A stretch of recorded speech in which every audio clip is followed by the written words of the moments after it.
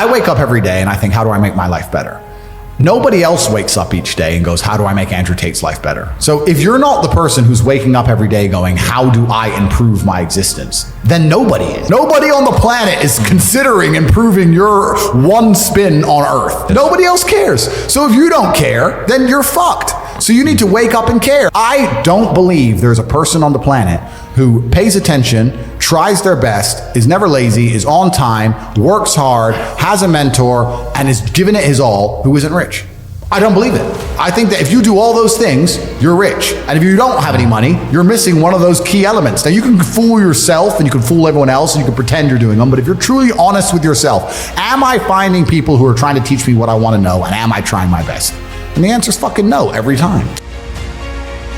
You have to have ownership of everything good that's ever happened to you and everything bad that's ever happened to you. I have complete ownership for the fact I was canceled. I don't sit there and go, oh, they're lying about me. Yes, they're lying, but I still own it completely. They're lying about me and they're talking shit, but I own it and I took responsibility for it, and I sat there and I took absolute accountability and I thought, okay, how can I turn this in my favor? And I beat them. If I'm walking down the street and it starts to rain, I take responsibility for that. I didn't have to be in rainy London. I could have been somewhere else. I could have brought an umbrella. Could have took a car. I'm responsible for getting wet in the rain. And there's people out here who just don't take any responsibility for their own actions, let alone the weather. If you take complete self-accountability and you self-reflect, you can learn a whole bunch. There's been times I've lost my car keys or something ridiculous and wasted 20 minutes of my life, and I'm furious, and I will make sure that never happens again. I'm conscious with systems about stupid shit, so I don't make mistakes ever. You're a different man when you have no safety net. You're a different man when you have to pull it off. No, I need to. No, I literally have to pull this off. I have to roll the dice.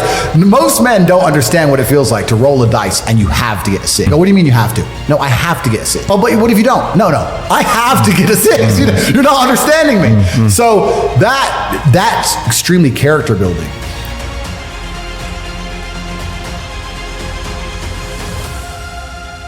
I'm ruthless. I don't have time for brokies. I don't have time for sad people. I don't have time for unlucky people. I don't have time for someone who's complaining. I don't have time for negativity.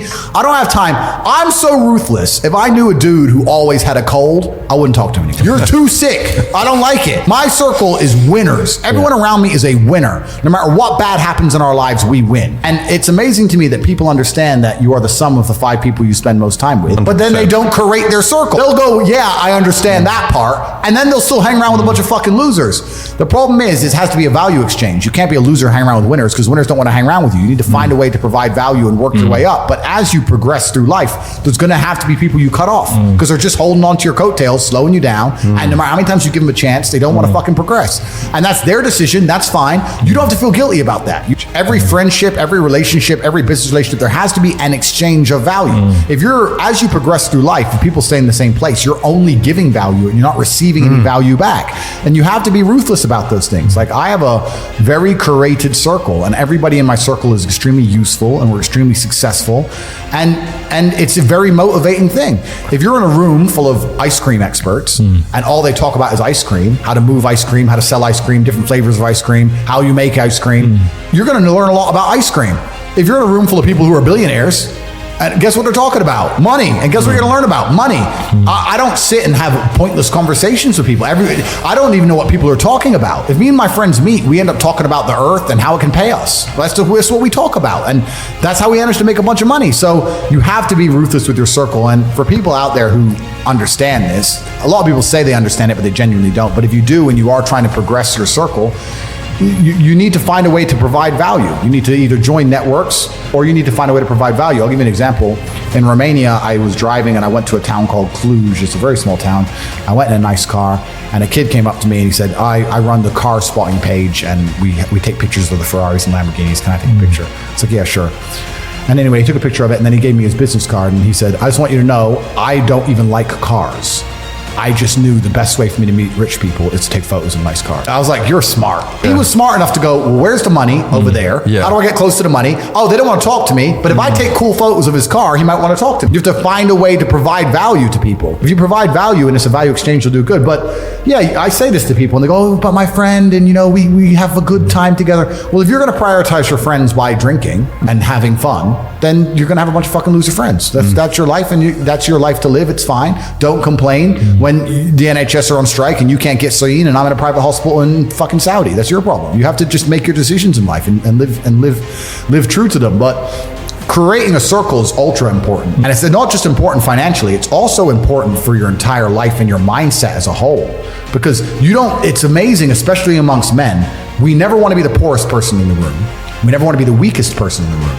You never want to be, so if you're with a group of killers, you have now this massive expectation. It's almost like societal pressure and a positive force. If I go to my friends, I can't be the weakling. If everyone does X amount of push-ups, I have to do them. Just like peer pressure can be a negative, peer pressure can be a massive positive, and it can accelerate you towards the moon. You can get an upward spiral. So my team, it's not just about how we make money. It's also an entire mindset. I don't want to be the only scared one in the group. If me and my 6 closest friends are walking down the street and a couple guys came up to us with machetes, I know they wouldn't be afraid. So now I'm not afraid. Now no one's afraid. Now you're fucked. It's like a gang, right? You have to have that mentality. So it's not just even about money. It's about your entire life you create. If you're a person, if you're a man and you're out here and you go, you know what? Who do I want to be? I want to be strong and rich and brave and respected. Then I need friends who are strong and rich and brave and respected. That's what you need to do. If you're going to say, oh, I want to be these things, but I hang around with this guy because we play FIFA together, then you can stay a fucking loser. And that is your decision. Stay a loser. I have no sympathy for losers. I want to make this another thing clear. I don't give a solitary fuck if you want to stay at the bottom of the societal totem pole. If I'm going to ignore how I feel day after day so I can perform, regardless of whether I'm sad, happy, pissed off, tired, if I'm going to get up and work anyway when I'm tired, how do you expect me to feel sorry for you because you didn't work when you were tired? If I don't care about my own emotions, I certainly don't give a solitary shit about yours. If you want to stay a loser, stay one. Good, it's fine. Stay a loser. I have no sympathy for you. I don't care.